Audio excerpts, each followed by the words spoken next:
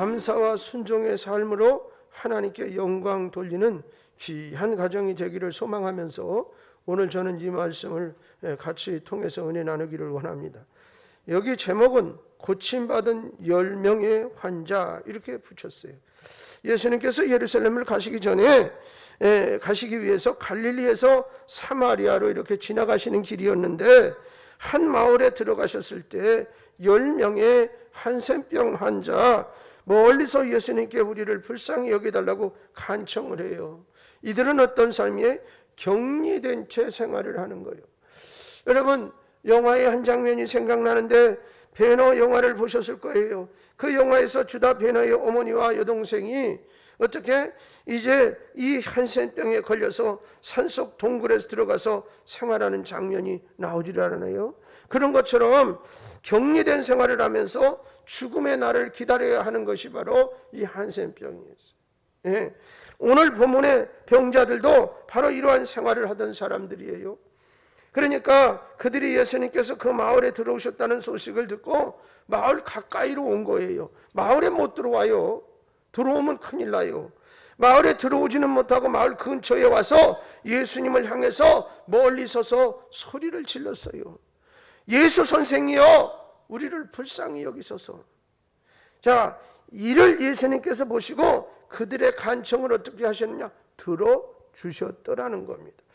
우리는 오늘 이 말씀을 통해서 예수님에 대해서 그리고 예수님을 만나는 한 사람으로 우리가 어떻게 그분 앞에 나아가야 할 것인가를 배우게 될 것이다. 이 말씀을 통해서 큰 은혜가 있으시기 바랍니다. 첫째로 긍휼히 여길 자를 긍휼히 여기시는 분이 주님이세요. 본문 말씀 12절로 14절 말씀을 보면 한 마을에 들어가시니 나병 환자 10명이 예수를 만나 멀리 서서 소리를 높여 이르되 예수 선생님이여 우리를 불쌍히 여기소서 하거늘 보시고 이르시되 가서 제사장들에게 너희 몸을 보이랴 하셨더니 그러셨어요. 그들이 가다가 깨끗함을 받았어요. 자, 보세요. 마을에 들어가셨을 때 한센병 환자들이 예수님께서 그 마을에 들어오신다는 소식을 듣고 마을 가까이 다가와 자신들을 긍휼히 여겨달라 소리를 지릅니다. 그들은 불치의 병을 앓았어요. 그것도 어느 불치병과 다른 나병이란 말이죠. 여러분, 공동체에서는 아예 단절되고 가족과도 만날 수 없고 그래요. 전에도 말씀드렸지만 그런 환자는 혹여 길을 가다가 앞에 무슨 사람이 오면 자기가 나병 환자라는 것을 먼저 알려야 돼요. 그리고 바람이 오른쪽에서 불면 왼쪽에 서서 가야 돼요. 바람이 불어서 자기의 어떤 병균이 이 사람에게 옮기지 않도록 해야 된다. 그리고 될 수 있으면 길과 길 사이를 멀리 해가지고 떨어져서 스치듯이 지나가는 거예요. 그것도 그렇게 자주 해서는 안 돼요. 그러니까 아주 마을 어귀에 들어오지 못하고 저 동구 밖에 바깥에 다른 데서 주다 베너에 나오는 것처럼 거기 어떻게 동굴 속이나 그런 데서 집단으로 그렇게 살면서 그야말로 어떻게 죽음을 기다리고 그렇게 살아야 했습니다. 여러분, 이래서 이것은 뭐예요? 나병이라는 사실이 그들을 고통스럽게 해요. 이 병으로 인해서 저주받은 죄인이 되고 그리고 어떻게 돼? 사랑하는 사람들과 영원히 단절됐다는데 더 큰 고통이 그들에게 있습니다. 자, 주님은 그들의 이 아픔과 고통을 아셨더라. 그들의 육체의 고통뿐만 아니라 그들의 받는 수모와 그들의 상처와 그들의 고충을 주님은 다 알고 계세요.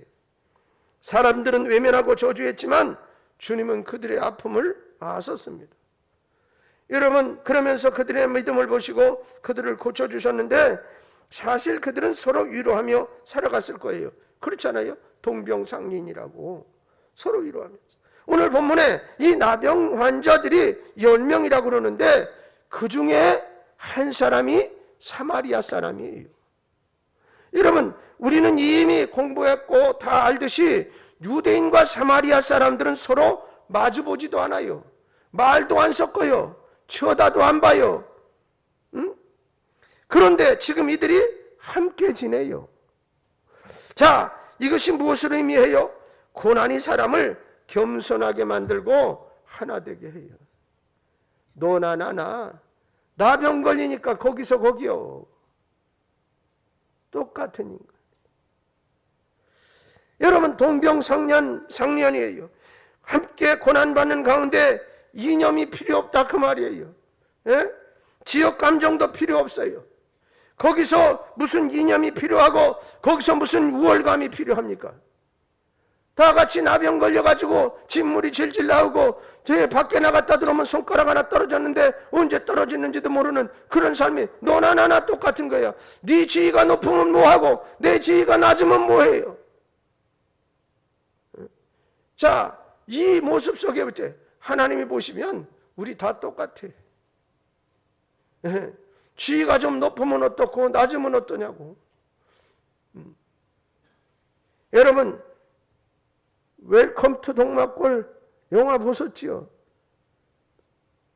아이 머리에 꽃 띄었던 강혜정이 생각 안 나요?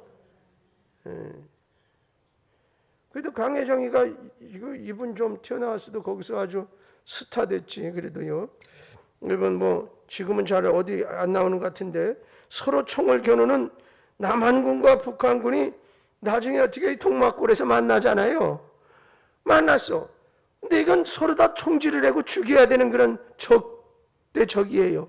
그런데 나중에 미군이 그 마을을 폭격한다는 걸 서로 다 어떻게 이 하나가 돼가지고 그걸 막으려고 그냥 발버둥을 치는 모습을 볼 수가 있어요.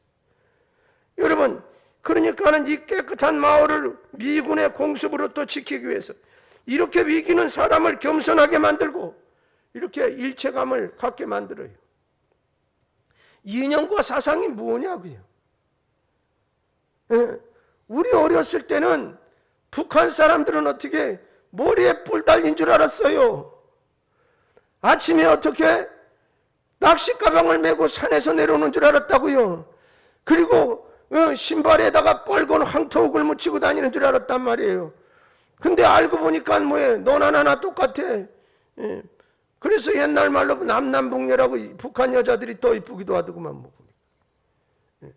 뭔 상관이? 근데 이게 뭐냐면 이념이라는 차이 때문에 서로 죽이고 죽여야 되는 그런 상황이 됐단 말이에요. 근데 여러분 아주 그냥 어려움을 겪었어. 병들어서 다 죽게 생겼어. 이념이 뭔 상관이 있단 말이오.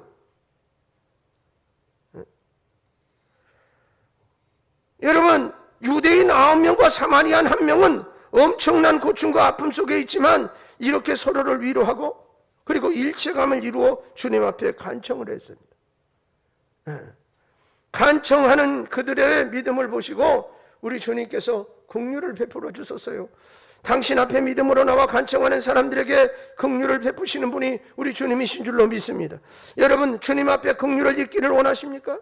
그러면 긍휼의 하나님, 긍휼의 주님 앞에 나오셔야 하는 거예요. 다 내려놔야 한다 그 말이에요. 지도 별 소용없어요.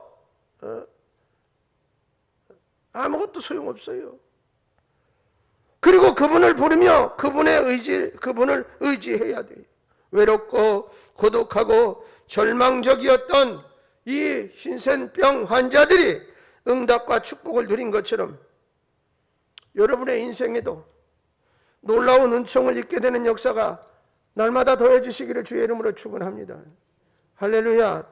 인간은 그냥 우리끼리 이렇게 보면 거기서 거기에요. 다 거기가 거기에. 근데 그저 자꾸 편가르기를 한다고 편가르기를 해. 자꾸 나눠요. 그렇죠? 그래서 뭐 남자도 나누고 여자도 나누고 남녀를 나누고. 요즘에 보면은 여러분 서로 하나 되라고 그래야지 맞는데 자꾸 나누려고 그래. 좀 똑똑하다는 놈들이 그래. 그 말 해야 똑똑해 보이는 것 같은가 봐요. 신학교도 와보면 말이에요. 성경을 제일 잘 가르쳐야 되고 이게 진짜야. 죄송해요. 외국에 나가서 공부해가지고선 학위 받아갖고 왔는데 이미 벌써 교수님이 비슷한 거 가르치거든. 그러니까 뭐 과목도 좀 이상하게 비틀어가지고 필요 없는 과목도 잔뜩 해. 뭐 그렇게 필요한지 모르겠어요. 어떤 신학대학 학장님이 옛날에 성경을 들고 이렇게 흔들면서 목사가 성경을 잘 알아야 되는데 성경은 안 가르치고 말. 이상한 거라 가르치고 있다. 본인도 신학대학의 총장인데 속상해 죽겠다고 그래요. 여러분, 근데 우리 본질이 중요한데 말이죠. 하나님 앞에 우리 모두 죄인이에요. 별 볼 일 없어요. 그런데 그냥 나눠요. 나는 부자, 너는 가난하니. 예? 여러분, 요즘 이게 얼마나 악한 건 줄 알아요? 아파트도 평수 높은 사람하고 평수 낮은 사람하고 대화도 안 하려고 그래. 언제부터? 아이고 참아. 가졌으면 얼마나 가졌다고. 그게 무슨 엄청난 기준인 거 뭐냐 말이에요. 생각 속에는 똥만 가득 찼으면서 말이죠. 어려서부터 정말 사람의 본질 때문에 이런 것들에 대한 교육이 필요한데 이게 그렇지 못한 상황 속에 우리가 살아서 아주 답답스러워요. 여러분, 그러니 여기 보세요. 사마리아인, 유대인 병 들어가지고 쫓겨나니까 똑같아요. 두 번째로 순종하는 사람에게 기적을 낳게 하십니다. 제가 지금부터 순종이라는 말을 아주 많이 쓸 텐데 몇 번이나 들어가는지 한번 보세요. 왜 그러냐? 순종이 그만큼 중요해서요. 주님께서 그들을 긍휼히 여기시고 그들에게 말씀하시기를 14절에 보면은 보시고 이르시되 가서 제사장들에게 너희 몸을 보이라 하셨더니 그들이 가다가 깨끗함을 받은지라 그랬어요. 자 보세요. 주님께서 그들에게 제사장에 가서 보이라고 그래요. 이것이요 그냥 된 게 아니라 율법이에요. 근데 이게 13장 14장에 보면 그렇게 병들거나 무슨 뭐 여러 가지 이제 이렇게 됐을 때는 제사장에게 가서 다 치료가 됐는지를 확인받아야 되는 거예요. 그래야 공동체에 들어갈 수가 있어요. 제사장들이 병든 사람, 특히 여기 신센병과 같은 병을 진단해서 병자라고 하면 그는 가족을 떠나야 하는 거고요. 제사장이 나았다고 진단을 하면 깨끗함을 받고 다시 복귀할 수 있는 거예요. 자, 그런데 병자가 제사장을 찾아갈 때는 병이 나았을 때입니다. 병이 다 나았다고 생각될 때 찾아가는 거예요. 자, 자신의 몸에 완전한 차도가 보여서 이 정도면 나았다. 제사장에게 가서 볼 때 아유 다 치료됐어 라고 판정받을 확률이 있을 때 찾아가는 거란 말이죠. 자, 그런데 이 10사람은 예수님의 권고에 그들은 순종합니다. 주님은 아무것도 하지 않으시고 단지 제사장들에게 어떻게 가서 너희 몸을 보이라 그렇게만 말씀하세요. 아, 우리 같으면 좀 친절하게 그래 이리 와라 그러고 안수를 한번 해주시든지 심지어는 상처에다 손이라도 한번 떼주면 그냥 딱 될 것 같은데 그냥 가라는 거예요. 제사장한테 가서 보여주라는 거예요. 여러분, 이 얘기 속에 그 환자들이 병이 치료된 거예요? 안 된 거예요? 안 됐어요.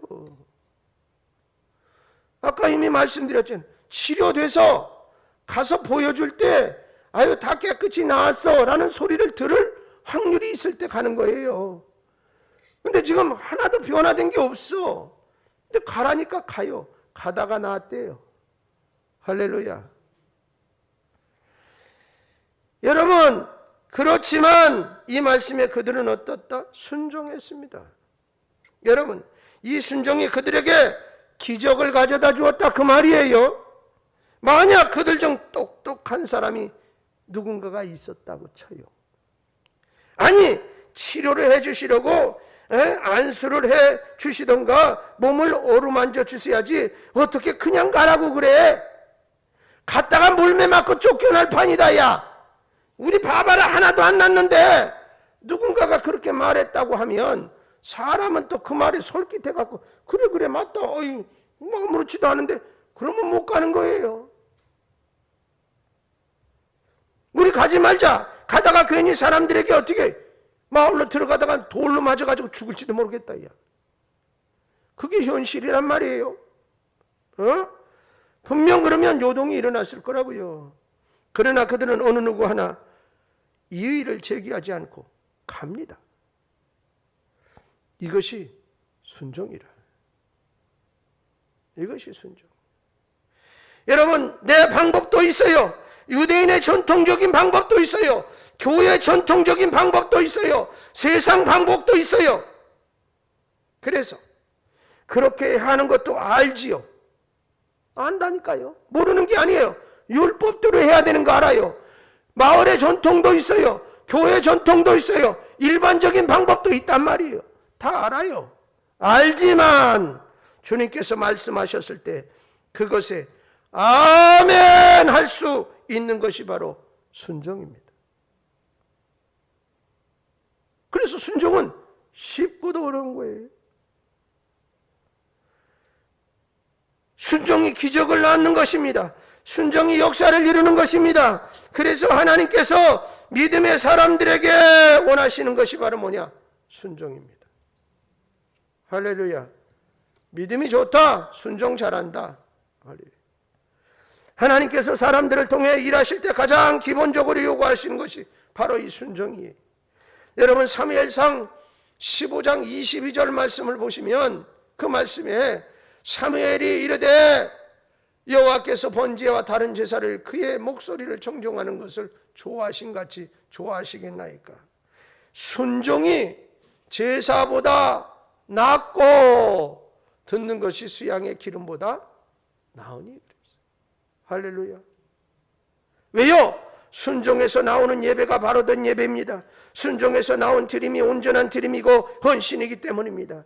이것을 통해서 하나님께서 뭐다? 역사하실 것이라. 때문에 우리는 이 순종을 배워야 합니다. 순종한다는 것은 쉽지 않습니다. 순종하려고 할 때는 힘이 들어요. 갈등도 생기고 손해를 보는 것 같기도 하고 또 사람에게 어떻게 그저 그냥 납작 엎드려서 자기가 빌빌 기는 것 같기도 순종하는 것 같기도 하고. 저에게는 순종하지 않으셔도 됩니다. 누구를 위해서 하려고 하지 마세요. 그러나 다만 하나님께 그분의 말씀에는 아멘 하십시오. 그리고 행하십시오.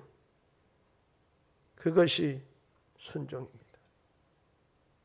더 중요한 것을 위해, 더 큰 것을 위해서 행하십시오. 순종의 결과는 피할 수 없습니다. 그것이 뭐냐? 하나님의 법칙입니다. 법칙. 아브라함을 보세요. 예수님의 순종을 보세요. 순종에서 하나님의 역사가 나타나는 것입니다. 할렐루야. 장로님의 가정, 하나님 앞에 어떠한 일이라도 순종하시기 바랍니다. 아멘만 있는 귀한 장로님 가정 되어지시기를 주님의 이름으로 축원합니다. 제가 순종 몇 번 했어요? 잘 모르지요? 한 30번 했어요. 순종이 이만큼 중요한 것이라. 세 번째, 감사와 영광으로 나오시기를 원하십니다.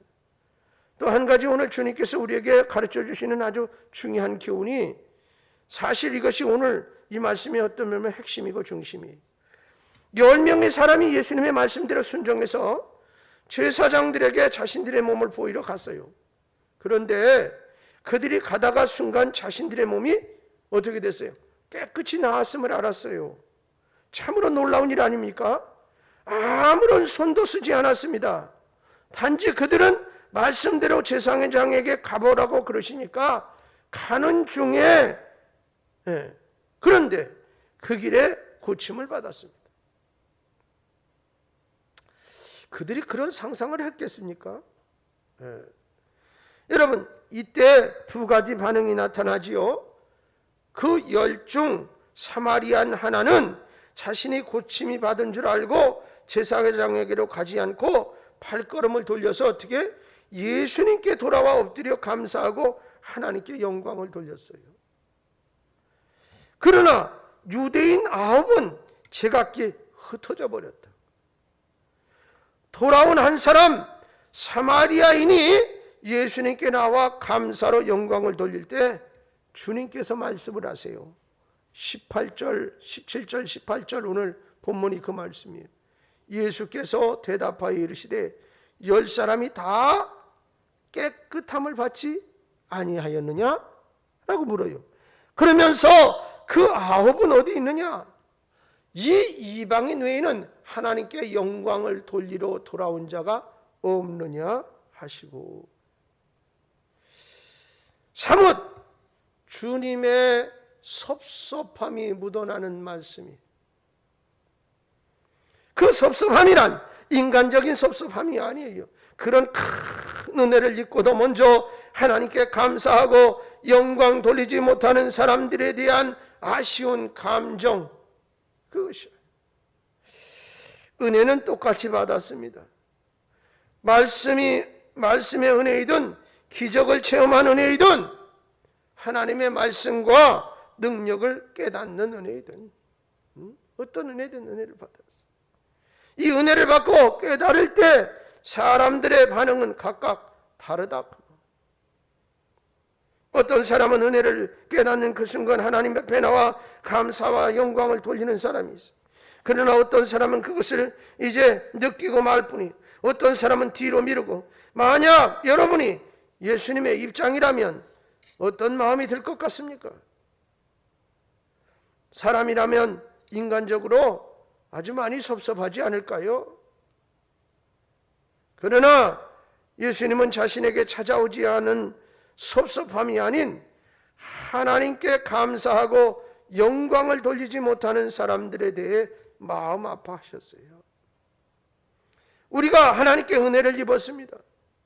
그것을 깨닫는 순간 가장 먼저 해야 할 일이 그분 앞에 즉각적으로 나아가서 감사하고 영광을 돌리는 일입니다.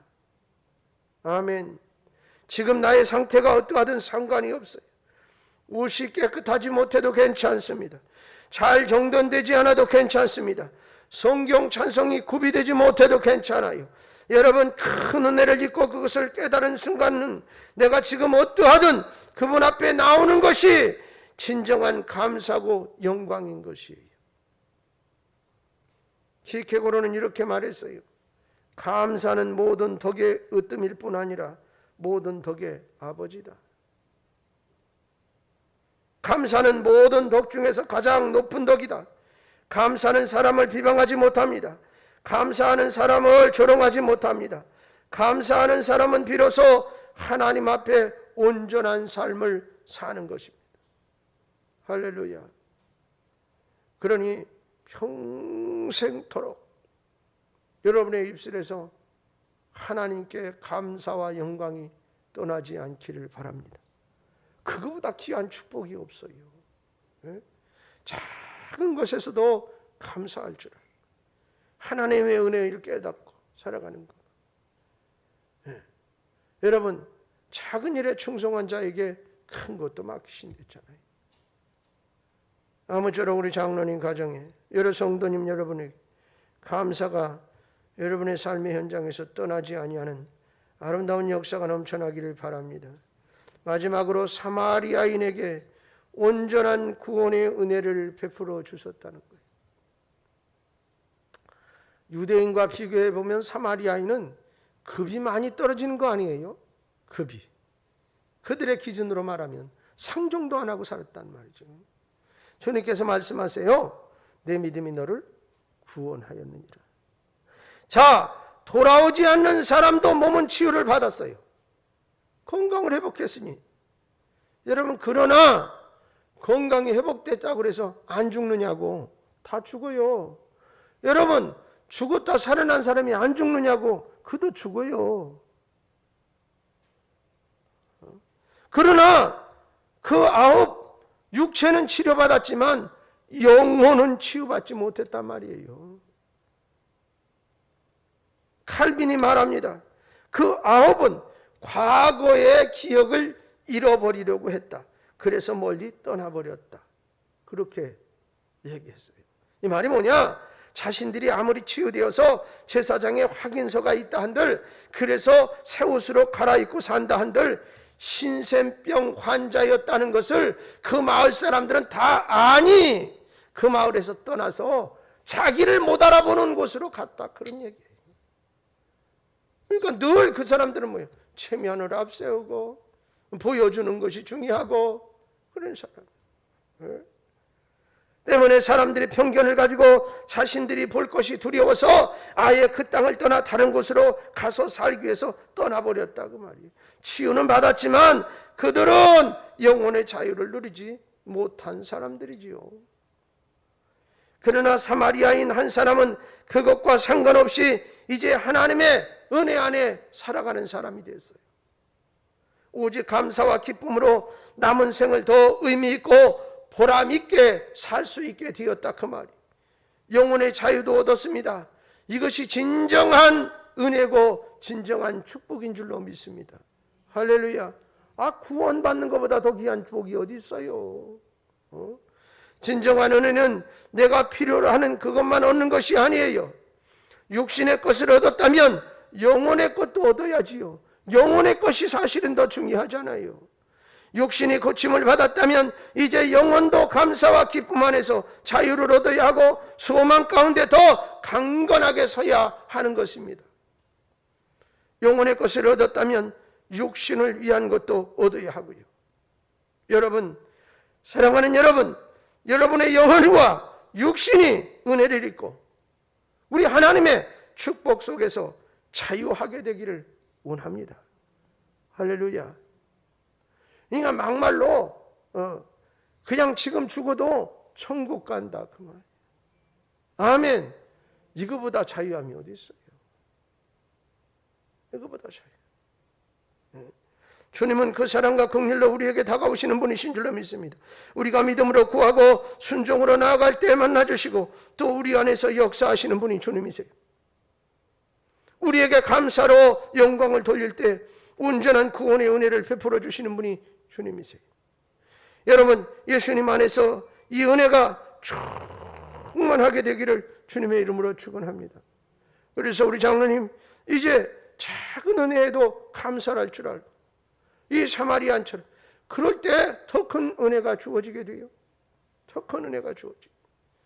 여러분, 그래서 정말 감사의 삶이 우리 입술에 떠나지 않는, 그리고 어떤 상황 속에서도 하나님의 말씀 앞에는 순종만 있으세요. 그게 믿음 생활하는 사람. 자꾸 우리는 어떻게 재본다고요. 달아보고 계산해보고 따져보고, 그래서 나에게 유익이 있느냐 없느냐 이런 거 계산하고. 그래서 그런 거 있잖아요. 우리 물방울이 두 개가 있는데 항상 큰 물방울 쪽으로 작은 물방울이 턱 달라붙어요. 턱 달라붙어. 뭐 마치 그런 원리처럼 신앙생활하는 교인들도 보면은 딱 이제 이사를 가거나 어디 가면 어느 교회를 가야 되나, 그 자기 유익을 먼저 계산하는 거라. 믿음 생활 뭐 이런 거는 그 다음 치고 내가 지금 삶의 환경 속에서 저 교회가 나에게 유익한가라는 거예요. 장사하는 사람은 큰 교회 가겠죠. 아니 어떤 집사님이 옛날에 권사님이신데 어떤 집사 때 고백을 하는 거예요. 자기가 이사를 왔는데 자기가 이제 옷가게를 하던 사람이 거기 옷가게 차려서 이제 오픈을 해서 얼마 지났는데 큰 교회 가야 교인이 한 사람이라도 많아서 옷 하나라도 더 팔아줄 거 아니냐 이거야. 자기 그 생각이 제일 먼저 앞섰대. 그래서 큰 교회 찾은 거야. 큰 교회. 그 교회가 어떤 교회냐, 나하고 영적으로 맞느냐, 내가 헌신하고 봉사하시냐, 그거는 자 뒤에 있고 나중에 권사돼서 간증하면서 고백을 해요. 그게 아닌데 말이지. 그러니까 신앙생활도 마치 그런 유익을 따라서 따라다니고, 어떻게 보면 예수 팔아 장사해 먹는 것처럼 자기 그렇게 살았다고 고백하면서 그래요. 여러분, 물론 큰 교회가 나쁘고 좋다 이런 얘기하는 거 아니에요. 그러니까 신앙의 기준이라는 게 작든 크든 하나님이 베풀어 주신 은혜에 늘 감사할 줄 알아야 되는데 우리가 그런 기본적인 것을 자꾸 잃어버리고 놓치고 삶이 문제라. 여러분, 은혜가 무슨 뭐 하늘에서 뭐가 엄청나게 뭐가 됐다고 은혜냐 이 말이에요. 내가 살아있으면 은혜예요. 여러분, 숨을 마음껏 쉬는 게 은혜예요. 저는 숨이 안 쉬어져 본 적이 있어요.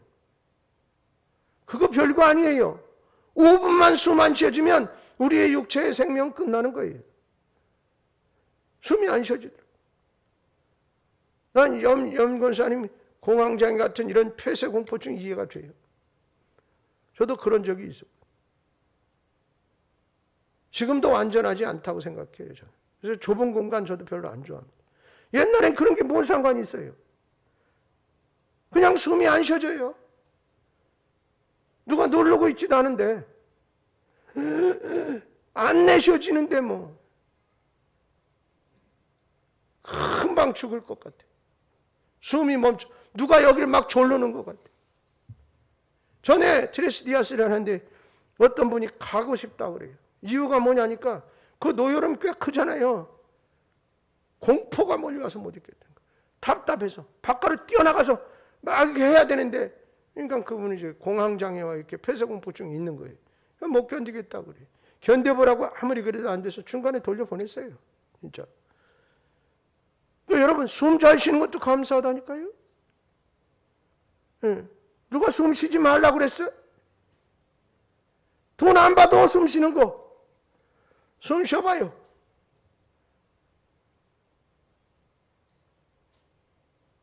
그게 감사하냐고요? 감사해요. 감사해요.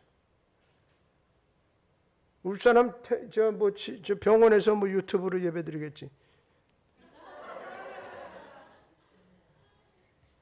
네. 아니 그저 맨날 보다가 안 보면 또 보고 싶은 거예요 원래. 근데 여러분 거기 누워 있는 게 답답하잖아요. 여기 지금 와 있는 게 감사하지 않아요? 못 일어나서요. 와서 여기 예배 드리기가 어려워서 거기서 그래도 오늘 아침에 무슨 머리도 감고 예배 드린다고 다 준비하고 그렇게 하은이가 시키고 그렇게 왔다고 아까 그러더라고. 그러니까 예배 드리기 전에 그래도 정갈하게 하고 예배 드려야 한다. 아까 올라가 보니까 처제하고 뭐 통화하고 뭐 이러고 있더구만요.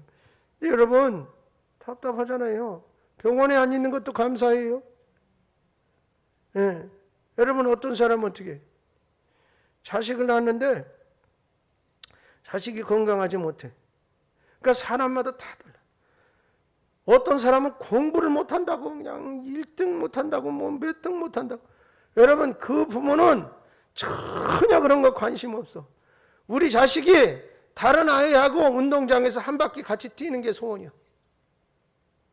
그게 뭐 1등이 소원이야. 그러니까 그렇게 따지면 우리 아이는 2바퀴도 뛰잖아. 감사하지 않아요? 감사하잖아요.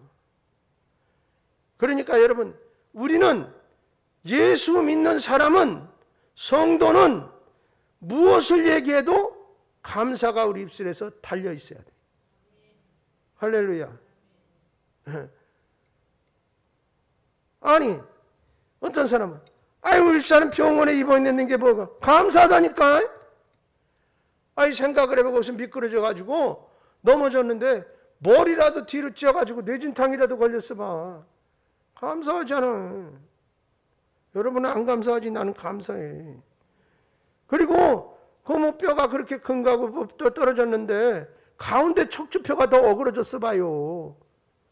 근데 옆에 날개 뭐 달린 데가 부러졌으니까 좀 다행이지. 그렇잖아. 그거 했으면 지금 그건 뭐 이거 이렇게 누워만 있는 게 아니라 수술해야 되지 당장. 예, 큰 수술을 해야 되는 거예요. 그러니까 감사해요. 그리고 저보다 바빴어요. 예. 화요일 날은 또 뭐 그 이제 뭐 전도사가 났고 그거 뭐 영상 우리 비전수 걸고 뭐 영상 틀어놓고 그거 해가지고 뭐 올리고 뭐 서로 다 또 그거 온종일 앉아가지고 그거 이렇게. 예? 목요일 날은 또 부천 가요. 부천 아침에 일찍 2시간 반 걸린데 전철 타고 못 타고 뭐 해가지고 거기를 가가지고 하고 또 점심 먹고 거기서 전도 나가가지고 바깥에서 막 전도오다가 저녁에 오는 거예요. 또 금요일 날은 우리 염장로님 여기 수원지사에 뭐 입학을 시켰어. 혼자 가라 할 수 없으니 같이 또 따라가. 그리고 하루도 안 빼놓고 요새는 전도를 나가. 어디를 가든지. 그래서 하도 그러니까 목사가 미안하잖아. 나도 그래서 어디 가서든지 하루에 한 명은 전도하려고 애랬어. 아니 막 강제로 나보고 하라고 그러지도 않는데 아이 목사가 마누라 사모보다 좀 그러면 안 되는데 그래 저도 그래. 되게 바빠요. 나보다 더 바빠. 그러지 뭐 집안일이 또 뭐 별로 표시는 안 해요. 큰 식구들 빨래하고 뭐하고 우리는 그냥 수건만 개도 한참이야 그냥. 식구들 많으니까 그렇게 바빠. 그랬어요. 아이고 언제 쉬어? 지가 아무것도 하지 말고 그냥 쉬라고 그래. 집에 신경 쓰지 말라고. 뭐 알아서 내가 끓여 먹든지 말든지 밖에 나가 사 먹든지 부어가지고. 옛날 같으면 아유 불편하다 막. 근데 지금은 그런 거 가지고 불평하고 불만할 그런 나이는 아닌 것 같아요. 그래서 좀 나도 불편하긴 하죠. 뭐 그래도 그건 뭐 못 견뎌. 그거보다 더한 일도 얼마든지 많은데. 여러분 우리의 입술에서 감사가 떠나지 않게. 할렐루야. 특별히 우리 장로님 가정 감사거리가 또 있어야 감사하거든요. 늘 감사가 넘쳐나는 역사가 있기를 바라고 작은 것에 감사해서 더 큰 축복을 받아 누리는 장로님 되소서. 아유 우리 장로님처럼 신앙생활하면 좋겠어. 우리 장로님 가정처럼 우리 가정이 그랬으면 좋겠어. 이런 모델이 되어지고 또 간증이 가득한 장로님 가정 되시고, 이 귀한 말씀이 우리 성도님 여러분 가정 위에 또한 적용되어져서 큰 은혜 역사가 넘쳐나는 가정 되어지시기를 주님의 귀하신 이름으로 축원합니다.